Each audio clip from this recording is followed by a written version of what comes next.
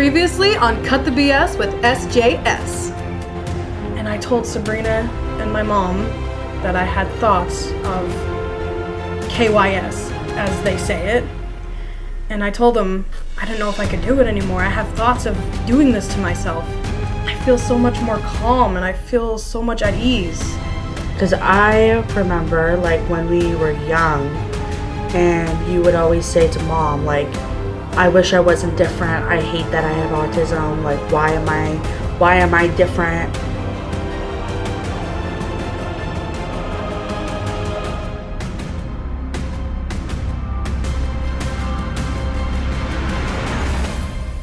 I don't know, right? So I gotta try and change that. But yeah, I mean, anxiety it's an asshole, it's for sure. Anxiety is not fun. And just talking about it too, like growing up at a young age as well, in elementary school, and Selena as well being severely bullied. I remember that one moment in life, I was like walking down Jarvis Street and I felt like I have this superpower of like nothing can ever get to me.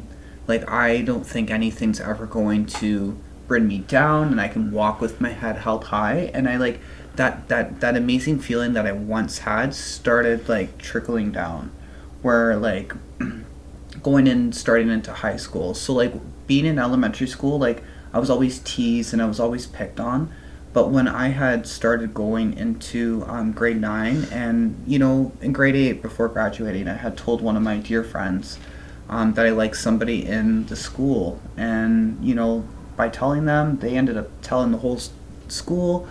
And when the summertime happened, it was like summer break. You know how it's like a huge break from school? Mm-hmm. So you're able to hang out with your friends and relax and have fun, go to the beach, wander. And when I started high school, I had kind of walked in to everyone kind of knowing who I was before I had the chance to even introduce myself.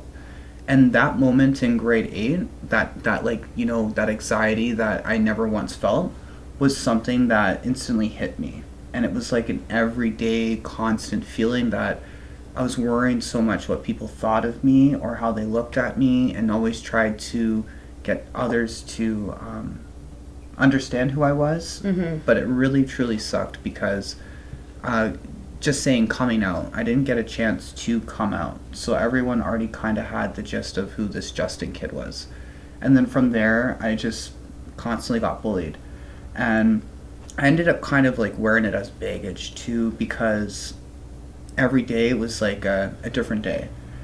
I would have a good day, then I would have a bad day. And I would always think of what these people would say about me, and then constantly try to change myself. So like I was known as like the dirty kid. So I was always called dirty and, useless and worthless. So I always thought like, how do I make people like me more? How do I not become this dirty kid? So like even when I would shower, I would like constantly like perfume and cologne and shower every day, but that word always stuck. It did not matter how clean I was, it was just how people thought of me. Mm-hmm. And that trickling of, I don't know, that nervousness going to school, and just again trying to have that brave face and being positive, it was tough, and it felt very never ending.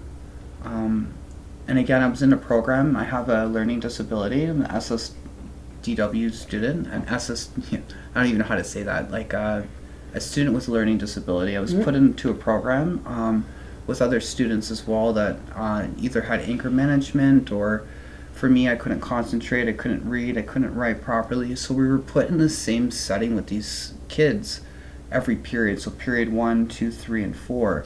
And we never had that change.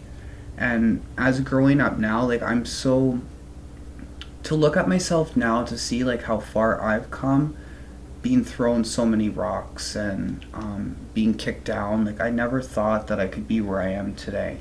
And I don't even know where to begin, because I guess it's such a sensitive topic, but I just want to start by just saying thank you to both of you for just being so open and sharing your stories, because again, for those that are listening, right, I think everyone's stories matter, and not everyone knows your story until you have the courage to share it. But again, I had this repeat of living horror every single day, and it's such a blur, but it's not a blur because I try to block it out now. But because I have went through what I went through, I deal with anxiety every day, feeling uncomfortable, seeing people, you know, and wondering if they like me or don't like me, or just getting that vibe of when I wear makeup or a sequin top, and I just know instantly there's judgment. And it just takes me right back to high school. But there was a point in time in my life too that I tried to keep dealing with this. I would go to my student youth counselor at high school, constantly in her office speaking about how I felt. And sometimes there was points where I felt like I was bugging her because I felt like I was in there every day. And even when I went to my principal and said like, hey, like, you know, I got a fruit basket thrown on me with a condom on it, calling me a fruit cake, and, you know, having kids chasing me at home. And, you know, it really left such a damaging effect on me that when I would go home, I used to think to myself, like, I really wish I wasn't here anymore. Like, maybe I'll be one of those people that they would find in the river. Maybe my life would be better not being here. And again, with having that mindset of feeling like I was not meant to be here, I had tried taking my life several times. Again, this is 14-year-old Justin that did not have proper support, meaning, like, I guess therapy in a sense. I still have not had any therapy. And just being able to have, I think now, to go and see someone and seek help and just talk about everything that has been building up in life, I think it's important. But the most highlight out of it all was finally reaching out and calling somebody. So I had went on Google and I had searched, you know, how I was feeling, and I needed to speak with somebody. So I ended up calling Kids Help Phone, which is a 24-hour service that provides to young people and adults now with mental health or any situation you're going through. And when I had when I went on the phone and I had called, I had a counselor that spoke with me for over an hour and a half. And it was the most rewarding feeling ever, having someone that understood me as being a young gay male that was constantly being treated unfair for being different, but having someone remind me that, like, I was worthy and I was worth it, and giving me so many resources and tools, and letting me know of, like, community functions that were happening in my community as well to attend. It made me not feel as alone that I once felt, because at that moment I could not even have the courage and confidence to go talk to my mom until she had to find out about me on the internet. So I mean, like, being gay, being in a relationship, Your first thought is judgment, right? it's horrible because you're already being judged by so many people, and your students and your friends. And I don't even mean friends, but, like, my friends' parents would always say, oh, that Justin kid, I don't want you hanging out with him because he's different. So I felt like yuck. I felt like a freak. I felt like a weirdo. I felt like I didn't belong. Yeah. And I guess trying to find my people and my friends that I have gathered in school kind of helped me be able to stay strong. Because as all the males and the jocks in school would always attack me, I was always flocked by amazing women. Amazing girls, amazing guys as well, but mainly I had girls that always would stick up for me. When I didn't stick up for myself, I had my friends always sticking up for me. I was this mute, silent voice in high school, so when it came into grade 12, I did not want anyone to ever feel like how I once felt. Feeling like I didn't belong, feeling that, like, your life didn't matter, and being different. You know, I volunteered as well in grade 12 for the special need program, and when I did my co-op hours with them too, I seen how, before I had did that, it was my big mission to take part in that, because I seen how the way not only some of my friends but some of the people in the school would treat the students in the special need department as well, unkind and unfair. It made me, as a grade 12 person, to volunteer and do my co-op hours there. I was the first one to want to do their nails and their hair because they deserve to feel special too. And it made me relate to them, feeling different, feeling like unwanted, and, you know, as a laughing stock, which was not right.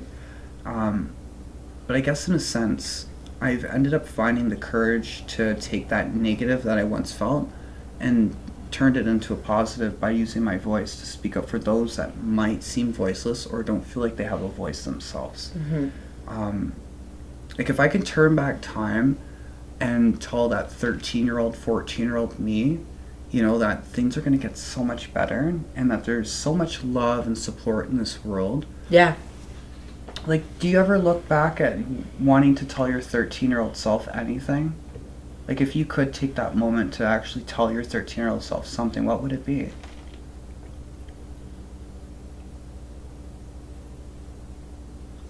I love You're a baddie. No, I'm just kidding. I don't know. Honestly, I don't know. I think, like, there's so many different parts of my life that were, like, just so different, right? Like, we went through a lot together when, like, Selena and I went through a lot together when we were really, really young. And then growing up, we went through a lot with, like, family dynamic, friendships. Like, I went through a lot of different friendships. So, honestly, I think, like, something that I would go back and tell myself is, like, stop giving people so many chances. Okay. I do it all the time, and I shouldn't. And I've learned within the last few weeks that if you mess up, then I'm not giving you another chance. I love that. And it's, like, a great feeling because, I don't know, I just feel like going back to, like, our episode from last week, like, you just, if you care about someone, you wouldn't treat them that way, right? So I totally agree with everything that you're saying because, yeah, that made me think for a minute. I don't know. Yeah. What would you say to your 13-year-old self? If you could say, like, even one thing, what would you say? And look at where you are today. Look at the confidence you have gained. You sing and you perform for such big crowds. You're such a community involvement type of person. I would tell myself that it's okay to be different. I love that. And that you can do anything and be whatever you want to be. Mm-hmm. And don't let fear stop you from doing what you love. It's amazing. And speak up. Speak your mind. Say what's on your mind. You deserve to be heard. I think that, like, something that, not to, like, humble myself, but I think that's something that, like, I'm actually proud of myself about. And this is all credit to my mom for this because I definitely learned it from hers, but I'm not afraid to, like, put someone in their place. And No, you're not. No, We know I mean, you're not. I don't know if that's, like, a good thing or not, but like, Sorry, if I see, you just cracked my makeup. It's a very good thing. like, if I don't know, if I see someone, like, I remember in elementary school, somebody that we know was kind of doing their thing, and a kid that I knew was kind of, like, mocking him. Yeah, so that just takes me back to, like, a time that we were in elementary school, and I knew this boy in the, like, SSTC class, and he was kind of doing his own thing, and another kid that I knew was kind of mocking him, and I remember, like, kind of putting him in his place and being like, yo, that's not cool, like, what you're doing, like, I don't understand your point here. But also when I was in, like, junior kindergarten, my mom used to get phone calls to, like, talk to her about me because I was sticking up for Selena, trying to, like, beef with, like, a person in, like, grade 2. I was picking on salad. Double my size. Yeah. Like, I'd run up and be like, don't be rude to my sister. But you still stand up for me to this yeah, day. like, I'm very protective, so, like, when Sel's performing, I'll scan the room. Yes. It's like an instinct, I don't know, and I kind of, like, look at people's reaction, and if I see, like, a negative one, I'm, like, ready to pounce. No, I And get my it. mom's like, relax. I always read Like, rooms as relax. well. Like, there's been a few times where someone has said something negative, like, the one time you were there, and I was, like, ready to get up on that stage and, like, do my own thing, you know? But, self-control is a great thing to have, I guess. But yeah, like, I'm just very protective with, like, anybody, like, my family, my friends, but specifically for that community, I'm very protective of them.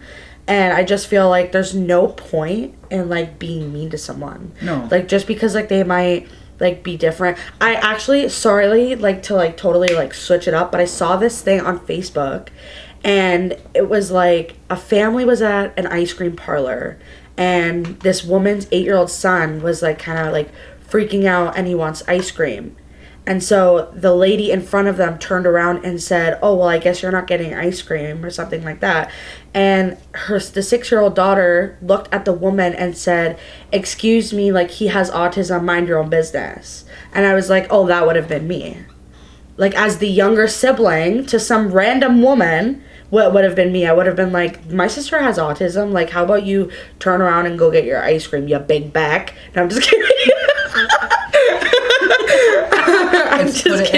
But, like, just going to that, like, that's something that I would have done. Or like, I'll still do it. I don't care. But, like, I'm just very protective in that way. Because I don't understand, like, why, because someone's different, like, to just treat them that way. I don't understand. People are just jerks, I guess. But yeah, like, I don't know, hearing your story, like, it makes me so sad that people were so mean to you because, like, you might have felt different or looked different or acted different. Like, who really cares?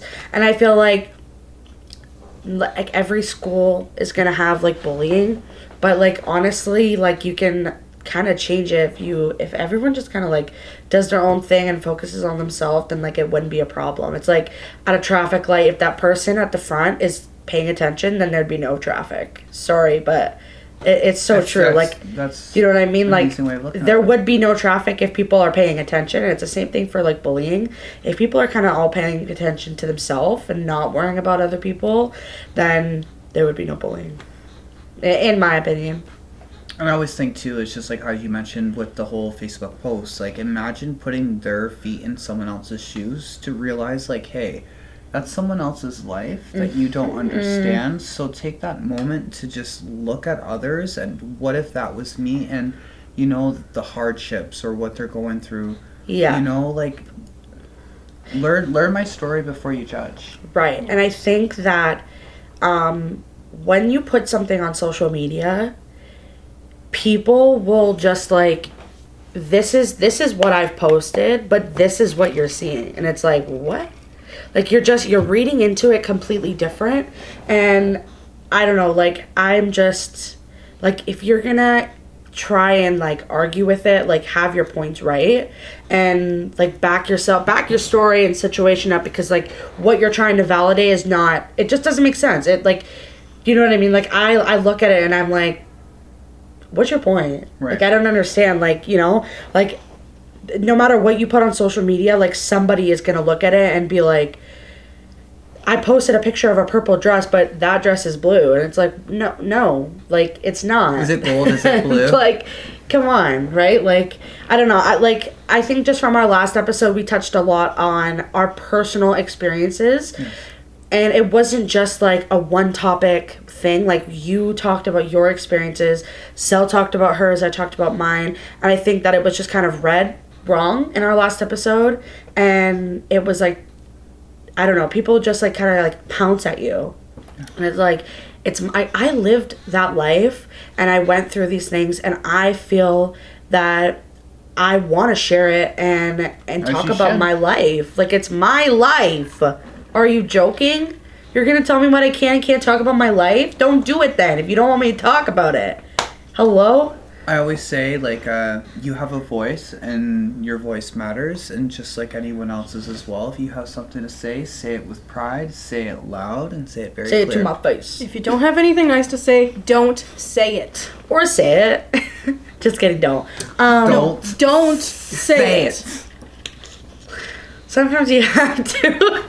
Just kidding. But yeah, I don't know. Like, some people, I think the world that we live in now is so different, right? Like, so everything's so divided. And it's like, people don't understand mental health. They don't understand the anxiety. It's like, people are so many people are like, it's an excuse. Like, it's an excuse to not do this. It's an excuse to not do that.